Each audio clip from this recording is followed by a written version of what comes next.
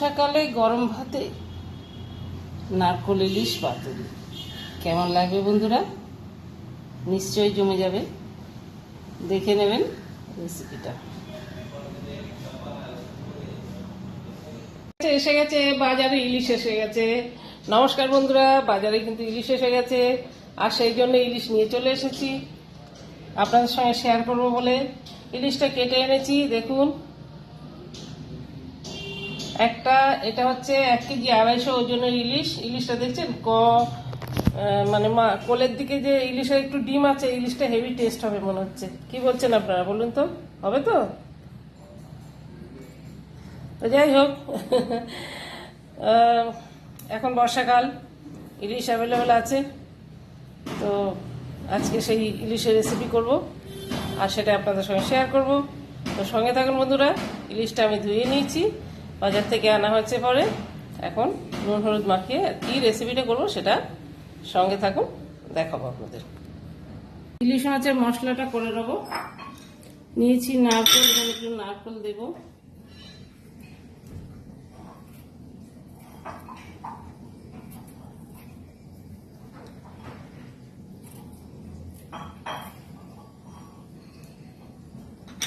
নারকেলটা কুচি কুচি করে দেবো।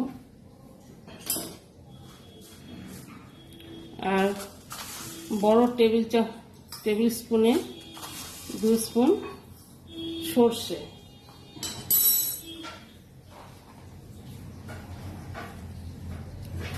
দিয়ে দেবো 3টে শুকনো লঙ্কা,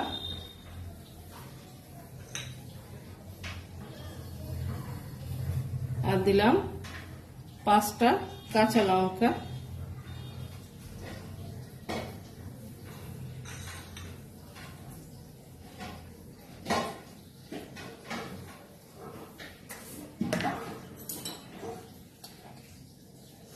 আর দেব 1/2 টেবিল স্পুন পোস্ত। এগুলো সব একসঙ্গে বাটবো নারকেলটা কুচি করে।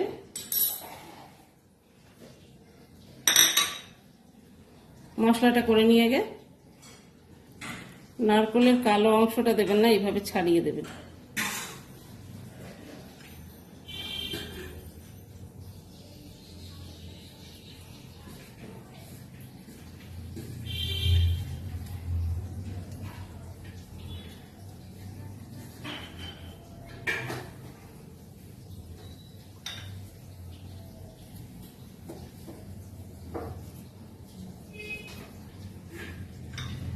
তো ঠিক আছে বন্ধুরা, আমি মশলাটা করে নিয়ে আগে তারপরে মাছটা চাপাবো। মশলাটা হয়ে গেছে, গ্যাস জ্বালিয়ে দিলাম, মাছটা চাপাবো।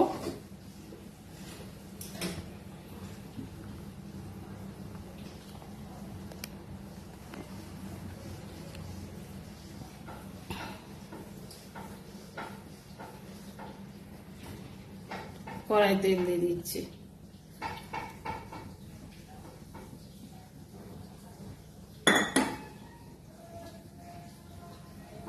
দেখুন, এরকম মিহি করে বাটতে হবে একদম। বাটা মানে কি, মিক্সিতে করতে হবে। আর যারা শিলে বাটবেন তাদের বাটনাতে আরো ভালো হবে বেশি, তো আমি মিক্সিতে করলাম। তেলটা গরম হয়ে গেছে, তেলের মধ্যে সামান্য কালো জিরে ফোড়ন দিয়ে দিলাম।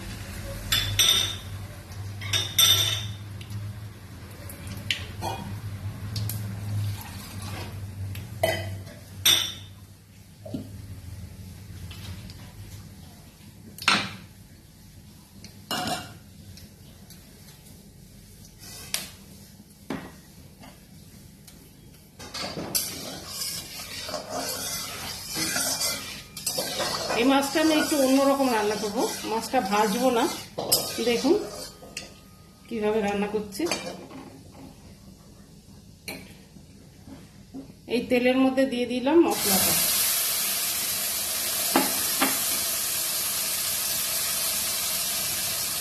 হলুদ দিয়ে দিলাম,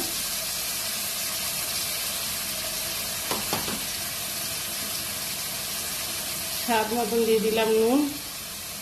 নুনটা একটু দেখে দিতে হবে, আমি মাছে নুন না খাইনি, যার জন্য ঝোলে একটু নুন বেশি দেব।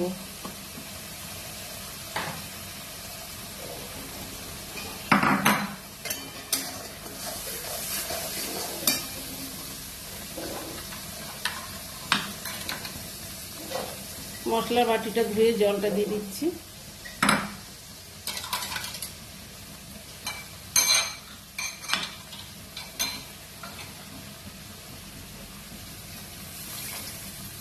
আর একটু জল দেব।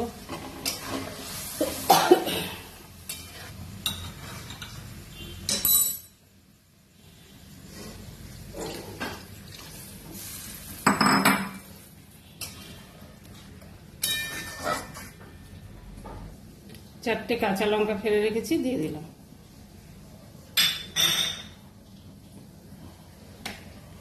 ঝোলটা একটু ফুটে এসছে, এর মধ্যে আমি মাছগুলো ছেড়ে দেবো।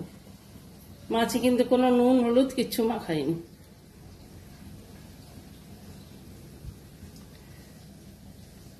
বন্ধুরা, এই রেসিপিটা ইলিশ মাছের রেসিপি আপনারা এইভাবে একবার করুন, খেতে টেস্ট লাগবে। আমি আরেকবার নিজে ট্রাই করেছিলাম, করে খেয়ে দেখলাম খুব ভালো লাগছে, তো সেটাই মনে করলাম আজকে একবার করি আর এটা আপনাদের সঙ্গে শেয়ার করি। আপনাদেরও নিশ্চয়ই ভালো লাগবে।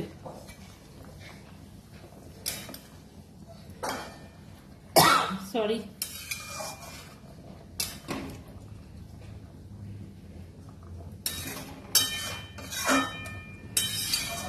মাছটা চাপা দিয়ে দেবো এখন।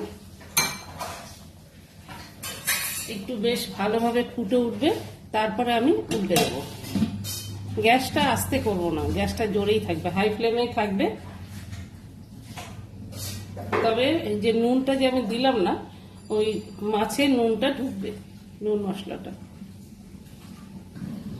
মাছটা ভালোই ফুটে গেছে, এবার উল্টে দিই।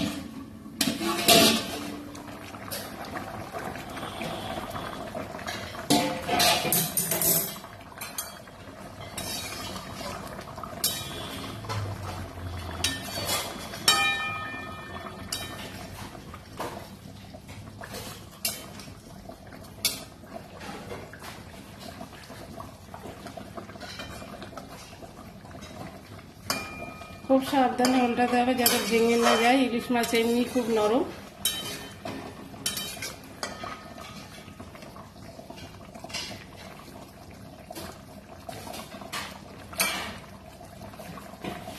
আবার চাপা দিয়ে দেবো, আর এক পিঠ ভালো করে হোক, তারপরে একবারে হয়ে গেলে একটু কাঁচা তেল ছড়িয়ে সার্ভ করে দেবো। ঢাকাটা খুলে দেবো।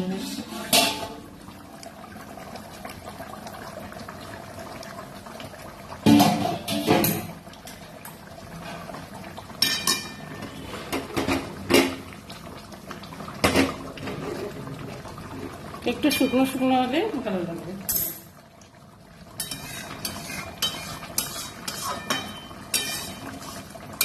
তো বন্ধুরা, কেমন লাগলো আমার এই ইলিশ মাছের রেসিপিটা? তো যদি ভালো লেগে থাকে তাহলে কমেন্ট অবশ্যই করবেন, আর পাশে থাকা বেল আইকনটা অবশ্যই দাবাবেন। কেন আমি নতুন নতুন যে কোনো রেসিপি দেবো, তাহলে আপনারা দেখতে পাবেন বা আপনাদের কাছে তাড়াতাড়ি পৌঁছে যাবে। আর এরপর যা আপনাদের মন চায় সেটাই করবেন। তো দিয়ে দিলাম একটু কাঁচা তেল, আর একটু শুকোলে লাগবে।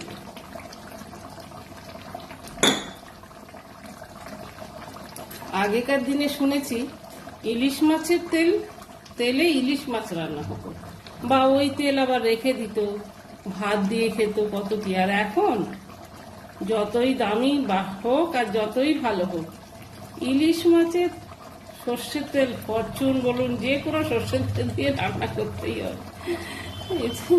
ইলিশ মাছের তেল আর বেরোয় না, কোথায় গেল? যাই হোক, এটাই বাস্তব এখন হয়ে গেছে, আর এইগুলোই খেতে হবে এখন সবাইকে।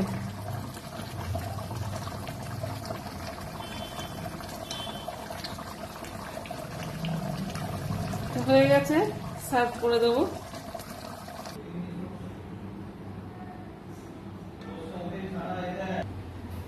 তো সার্ভ করে দিবেন।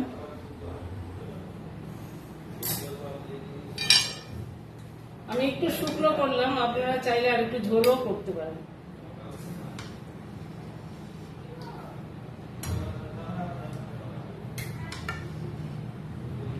খুব সাবধানে সার্ভ করতে হয় ইলিশ মাছটা।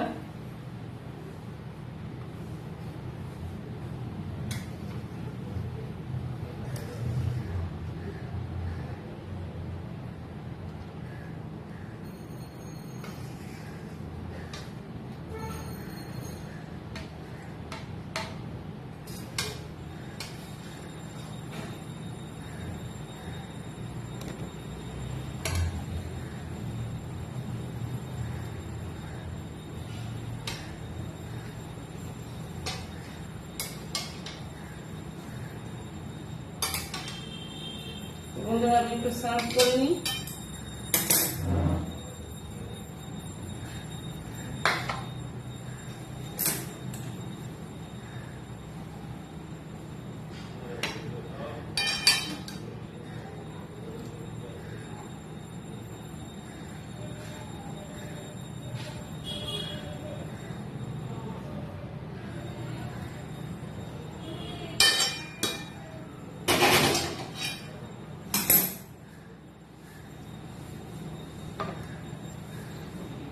তো হয়ে গেল ইলিশ মাছ। কি নাম দেবো এটা? ইলিশ মাছের ঝাল বলুন, ভাপা বলুন, ঝাল তো না, ইলিশ মাছের রেসিপি, বাস। তো এইভাবে আপনারাও বানান আর খান প্লিজ। রেসিপিটা আমার দেখুন, আর যদি ভালো লাগে ওই বললাম একটা কমেন্ট করবেন। আর সবাই সুস্থ থাকুন, ভালো থাকুন। আর এই মাছটা এরমভাবে রান্না করে যদি বাসমতি চাল বা গোবিন্দভোগ চাল এই চালের ভাত দিয়ে খান তাহলে খুব টেস্ট লাগবে। আর যদি ভালো সিদ্ধ চাল হয় তাহলেও ভালো লাগবে, এমনিও ভালো লাগবে, কোনো ব্যাপার না। ইলিশ মাছ সবেতেই ভালো লাগবে। তো বন্ধুরা সবাই সুস্থ থাকুন, ভালো থাকুন। Bye, tata. আবার দেখা হবে নেক্সট ভিডিওতে। টাটা।